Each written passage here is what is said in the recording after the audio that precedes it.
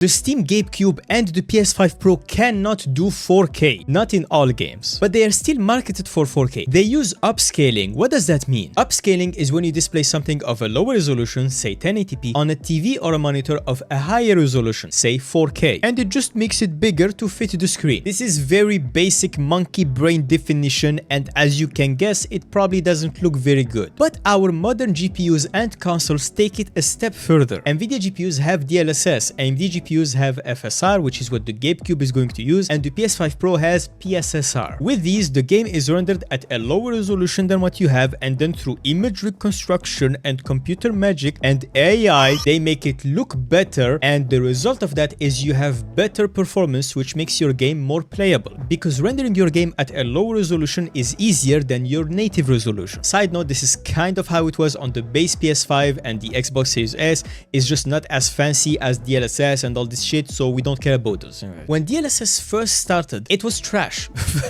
You could clearly see some smearing, even some artifacting, sometimes things that are far from you were pixelated as fuck. It was bad. It was really just a way for cheaper GPUs to have better performance. Nvidia kept improving it, and now we are at DLSS 4. At this point, it's really just a form of better anti-aliasing. Again, depending on the game. I cannot stress this enough. It depends on the game.